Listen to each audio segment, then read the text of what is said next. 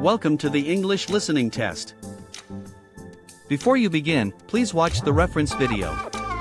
You can find the link in the description below. Question 1. How much salmon does the average American consume per year? A. 1.5 pounds. B. 2.8 pounds. C. 3.2 pounds. D. 4.0 pounds.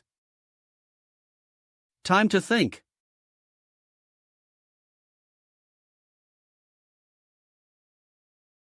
The correct answer is C. The video states that the average American consumes 3.2 pounds of salmon a year. Question 2. What percentage of the world's salmon currently comes from farms? A. Over 50%. B. Over 60%. C. Over 70%. D. Over 80%. Time to think.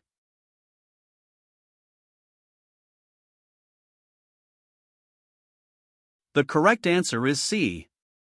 The video mentions that since the 80s, global consumption of salmon has tripled, and over 70% of that salmon comes from farms.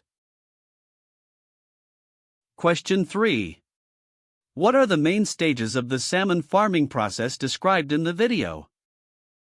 A. Ocean pens - freshwater hatchery - processing facility. B. Freshwater hatchery - ocean pens - processing facility.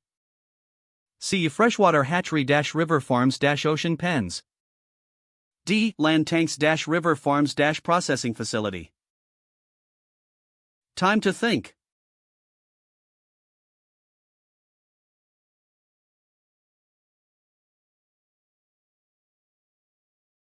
The correct answer is B.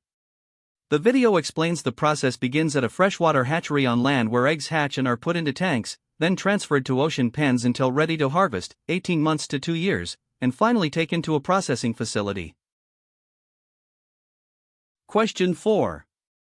According to the video, what is the primary component of farmed salmon's diet? A. Wild-caught fish. B. Corn-based plants. C. Soy-based plants.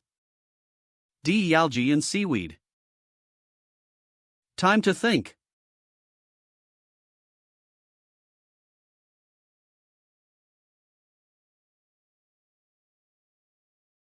The correct answer is C. Marine biologist Ray Hilborn explains that most of farmed salmon's feed comes from soy-based plants, and this is where the biggest environmental impact lies. Wild salmon are carnivores, so fish meal and fish oil are also added as supplements. Question 5. Which of the following environmental problems is not mentioned in the video as a result of soy farming? A. Deforestation.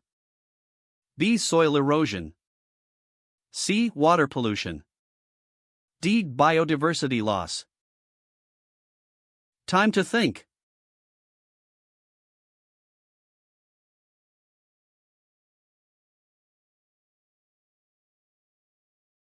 The correct answer is B. The video states that soy farming can be a major cause of deforestation, water pollution, and biodiversity loss. Soil erosion is not mentioned. Question 6.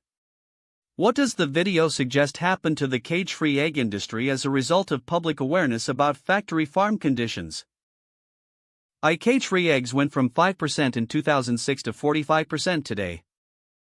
B. Cage-free eggs went from 10% in 2006 to 50% today. C. Cage-free eggs went from 5% in 2010 to 40% today. D. Cage-free eggs went from 15% in 2006 to 45% today. Time to think.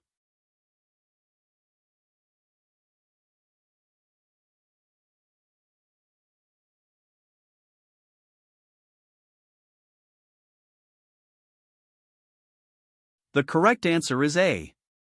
The video uses the egg industry as an example of how public pressure can improve animal welfare conditions. In 2006, 5% of eggs were cage-free, and that number is now 45%. The speaker suggests a similar mindset could be applied to fish farming. Question 7. What is the central ethical dilemma about salmon farming presented at the end of the video?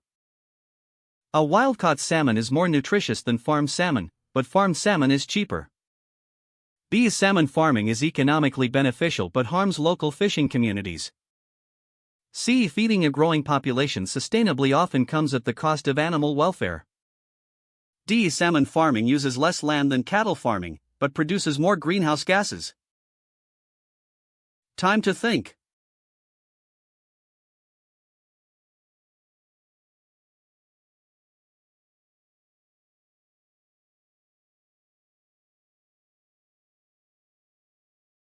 The correct answer is C. The video concludes that there is a real trade-off between sustainability and ethics. Salmon aquaculture is more efficient and less land-intensive than alternatives, but fish can feel pain and stress, and the farming process involves invasive procedures and ecological risks.